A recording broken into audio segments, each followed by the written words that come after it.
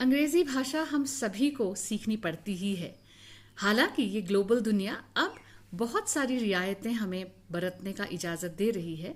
जैसे थोड़ी बहुत कमी हो जाए कोई बात नहीं, बात समझ आनी चाहिए। लेकिन अगर आप एक अच्छी नौकरी ढूंढने की कोशिश कर रहे हैं, आप एक कॉर्पोरेट जॉब पाने की कोशिश कर रहे हैं, प्राइवेट जॉब्स में आप आगे बढ़ना चाह रहे हैं और गवर्नमेंट जॉब्स में भी अपने आप को बाकी लोगों से आगे रखना चाह रहे हैं, तो इंग्लिश में परफेक्शन हासिल करते रहना एक जर्नी है, एक यात्रा है।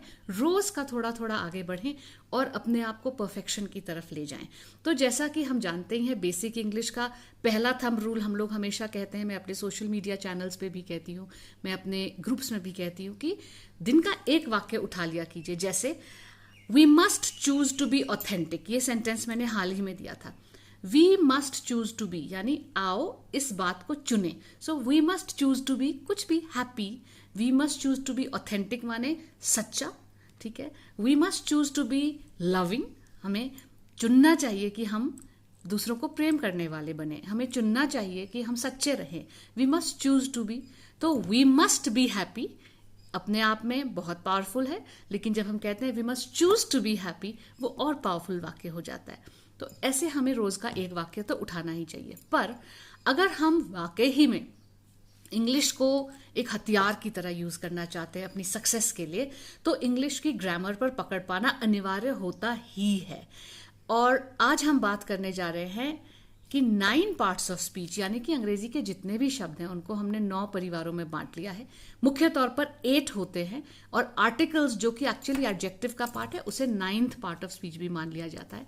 इन 8 पार्ट्स ऑफ स्पीच में से हमने कहा कि वाक्य बनाने के लिए शुरुआत में तो विषय, सब्जेक्ट, फिर क्रिया वर्ब, फिर ऑब्जेक्ट, फिर संज्ञा, दूसरी संज्ञा, यानी सब्जेक्ट वर्ब ऑब्जेक्ट। ये तो आप लोग सभी समझते हैं। सब्जेक्ट यानी कि मैं, आई, ईट मेरी क्रिया, बनानास दूसरा संज्ञा, राइट।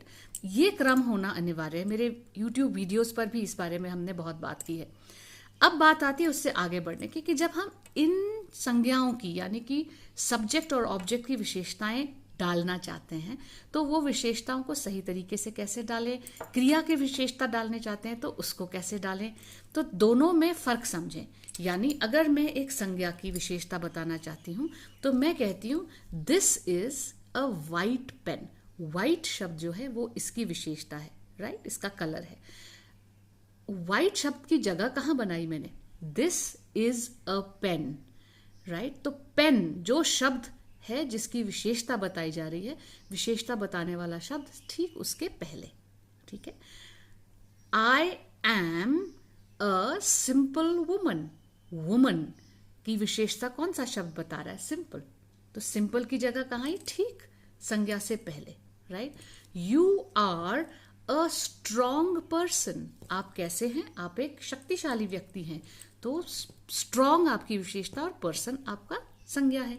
ये एडजेक्टिव्स हैं। व्यक्ति विशेष या संज्ञाओं के गुण दोष बताने वाले शब्द एडजेक्टिव्स कहलाते हैं। अब क्रिया विशेषण जो है, जो क्रिया कैसे की गई है वो बताने वाले शब्द भी इन्हीं से मिलते जुलते हैं।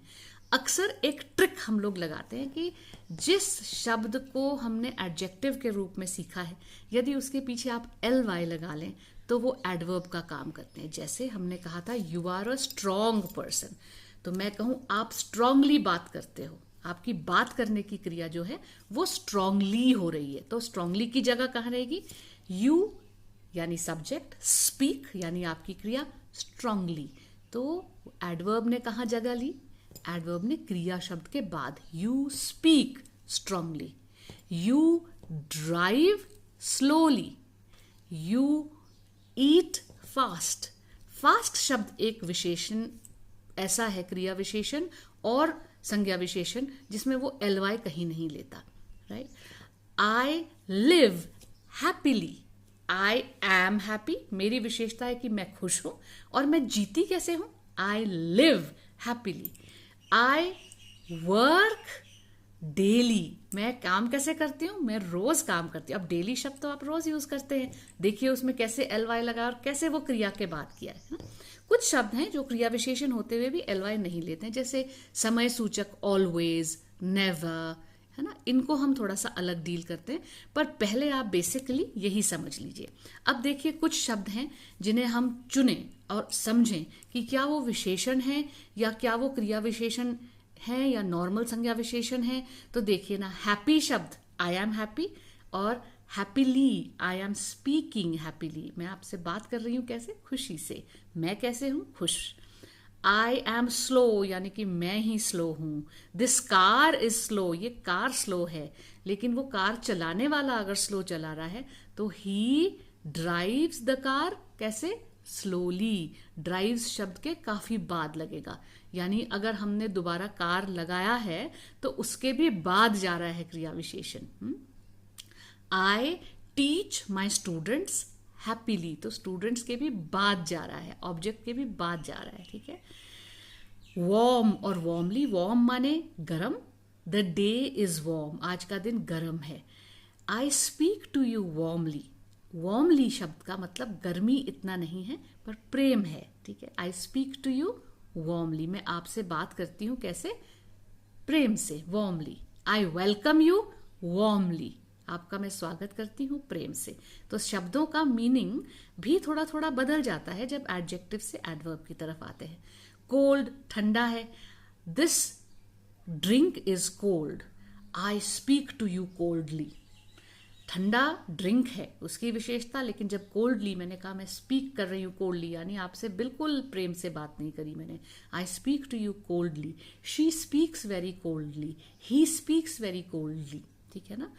थरो, थरो शब्द बहुत इंपॉर्टेंट है, इसका थरली इसका एडवर्ब है। थरो माने बहुत अंदर घुस के और डिटेल में जब हम काम करते हैं तो थरो शब्द का प्रयोग। इफ आई से he is thorough with his work, मतलब बहुत डिटेल में घुसता और परफेक्शन के तौर पर काम करता है।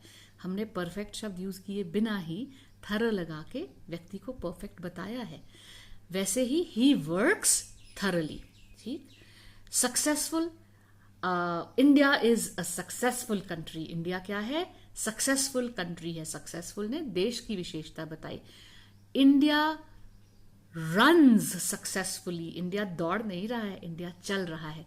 तो जब कोई मशीन चलती है, जब कोई सीजन चलता है या हम कोई कार्य चलाते हैं तो हम run, I am running a class, right. वैसे ही India runs, the government runs successfully, ठीक। बैड का बैडली, एंग्री यानी गुस्सा, गुस्से वाला व्यक्ति, एंग्रीली माने गुस्से से। लविंग प्रेम करने वाला व्यक्ति, लविंगली प्रेम से कार्य करना। टेरिबल बहुत बुरा, टेरिबली बहुत बुरे तरीके से, जैसे ही बीट हिज सन टेरिबली, बुरे तरीके से मारा अपने सन को। हिज वर्ड्स आर टेरिबल, उसके शब्द टेरिबल है, हम वर्ड्स की विशेषता बता रहे हैं। ग्लैड माने खुश, एंड ग्लैडली उसी का एडवर्ब। सो उम्मीद है आज आपको एडवर्ब्स और एडजेक्टिव्स का फर्क भी समझ आया और अब आप इनको क्रम में डालना भी समझ गए होंगे। कुछ टेस्ट लेते रहिएगा ताकि आपका ये नॉलेज बढ़ता रहे। All the best.